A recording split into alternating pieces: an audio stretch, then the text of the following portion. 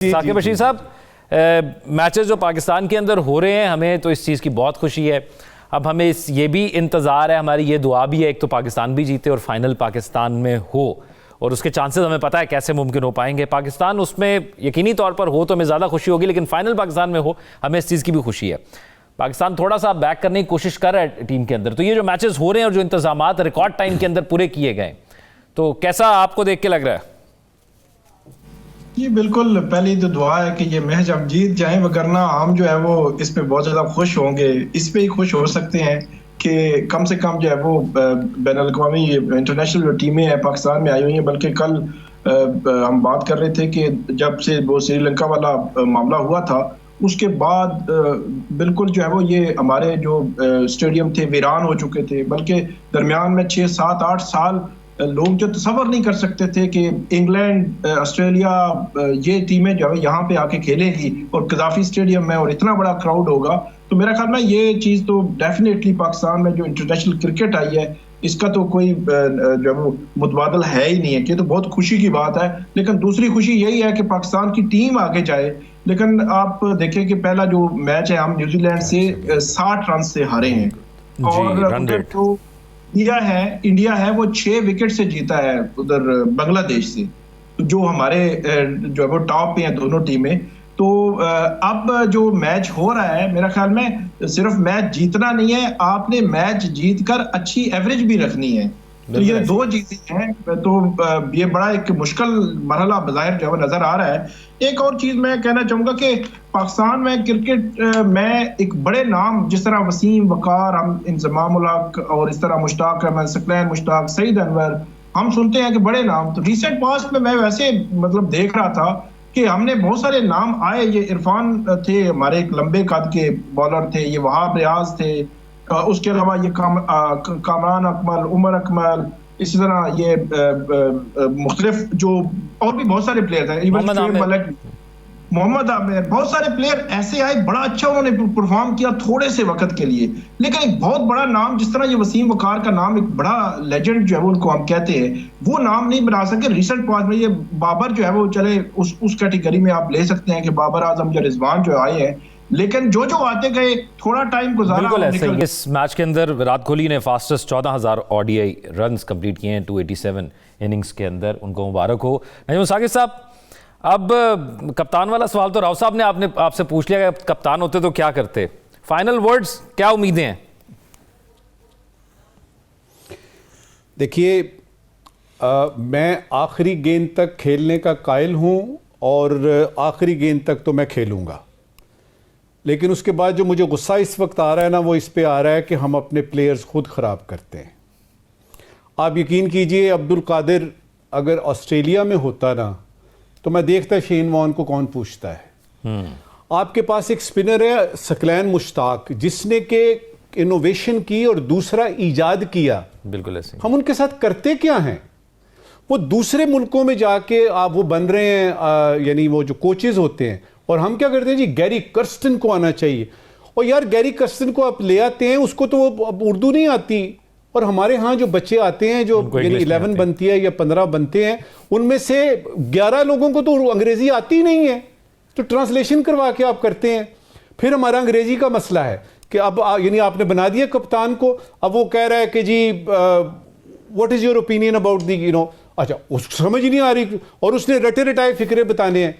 तो इसमें खाली टैलेंट नहीं है, इसमें यह है कि एक तो हमारे पास टैलेंट बहुत ज़्यादा है, दूसरा ये हम उसको ग्रूम नहीं करते। ये इस वक्त की आखिरी बातें कर रहा हूं जो करने वाली हैं।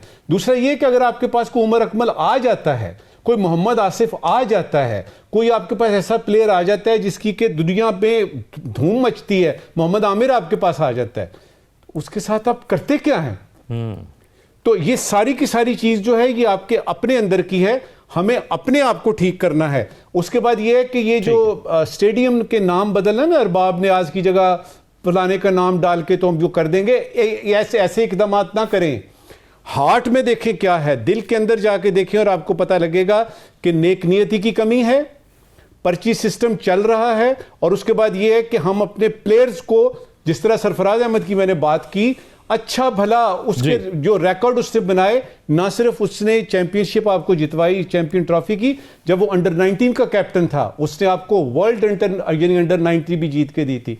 आप अपने प्लेयर्स के साथ कर क्या रहे हैं? बिल्कुल इस चैंपियन ट्रॉफी के बाद अगर आता है तो जरा थोड़ा सा क्रिकेट को सामने रख के तो थोड़ी सी प्लानिंग, थोड़ी सी हिकमत अमली। राव साहब, टैलेंट है कहाँ पे? नए लड़कों को भी ट्राई किया है, इस बार नहीं परफॉर्म कर पा रहे, क्या मिस कर रहे हैं हम?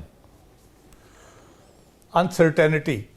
एक बंदा खेल रहा है, हमने पहले भी बात की, रजू साहब ने कहा, एक प्लेयर जो खेल रहा है ना, इवन बाबर है या रिजवान है या जो परफॉर्म भी कर रहे हैं आपकी टीम में या करते रहे हैं, उनको भी नहीं पता अगले मैच में होंगे कि नहीं होंगे, कल उनके साथ क्या होगा। तो ये अनसर्टेनिटी जो है ना, ये कॉन्फिडेंस नहीं हम देते अपने प्लेयर्स को। बेहतरीन से बेहतरीन प्लेयर को हम ना उसको खुद उसका एतमाद मजरू करते हैं और उसको ज़ाया कर देते हैं। और हमने एक प्लेयर ज़ाया नहीं किया। वो जो नजम साहब से बात करी, जिन प्लेयर्स की हम संभाल नहीं सकते टैलेंट को, हम उनको ख्याल नहीं रख सकते उनका। वो जो बैटिंग का सारा इशू हुआ, अगर आप विजिलेंट होते, आपके जो साथ एडमिनिस्ट्रेशन का बंदा गया हुआ था और एंटी करप्शन का भी होता है साथ आपके जो आईसीसी की तरफ से होता है, वो अगर नज़र रखते तो वो लंदन वाला वाकया नहीं होना था। कभी आपका ना आमिर ज़ाया होता, ना आसिफ ज़ाया होता, ना सलमान बट ज़ाया होता। सलमान बट इतना क्लास का ओपनर था, इंग्लैंड का धुआं निकाल दिया था मार मार के उसने। तो इंग्लैंड के अंदर, और इंग्लैंड के अंदर मारना जो है ना फास्ट बॉलर्स को, जहाँ स्विंग हो रही है, बॉल सीम हो रही है, वहाँ पे बहुत कमाल की बात होती है। तो हम संभाल नहीं सकते। मैं यही कह रहा हूँ कि हमें वो जो एडमिनिस्ट्रेटिव मेजर्स है हमारे, जो हमारा स्ट्रक्चर है, उसमें बहुत सी चीज़ें ऐसी हैं जो बहुत कहने के ज़ाती ख्वाहिशात और उस पर चलती हैं, बजाय इसके कि हम प्रोफेशनली चीज़ों को देखें। क्योंकि एक चीज़ का जिक्र साकिब बशीर साहब पूरी दुनिया कर रही है, आज हमने देखा उसका फर्क भी है, हम नहीं वो समझ पाते चीज़ कि जैसे कहा जा रहा है जी स्पिनर ज़रूरी था, हम नहीं रखते भाई, हमने कह दिया, हमने टीम फाइनल कर ली, हम नहीं रखते। अब वो हमने एक लफ्ज़ सुना था मेजर सर्जरी, तो वो मेजर सर्जरी जो है वो ज़रूरत है। और ख़ास तौर पर जो टैलेंट जो है वो डोमेस्टिक से या PSL के ज़रिए जो है वो आ रहा है, जो है वो टैलेंट, वो मेरिट पर उनको टीम में लाना चाहिए और मेरिट पर टीम जो है वो बननी चाहिए, ना कि जो है वो फ़हीम अशरफ और इस किस्म के जो लोग जिनकी कारकर्दगी वो नहीं थी और उनके नाम जो है वो सिलेक्शन टीम में और सिलेक्शन में आ गए, तो ये सब के लिए हैरान कुन था।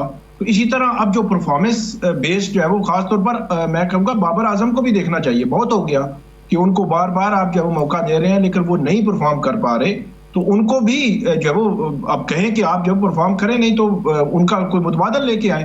क्योंकि आप देखें कि इतने बड़े मैच में अगर टीम की हालत ये है कि कोई एक भी जो है वो सही ढंग का नहीं चल रहा, तो इस पे मेजर सर्जरी जरूरत है और मेरिट पे आना चाहिए। ये पर्ची सिस्टम खास तौर पर फिर यही होता है कि और ये जो सोशल मीडिया से इन्फ्लुएंस हो जाते हैं कि सोशल मीडिया पर अगर हाइप आ जाती है किसी प्लेयर की, तो वो कहते हैं फौरन जी उसको रख लो, वो उस हाइप से भी मुतासिर हो जाते हैं।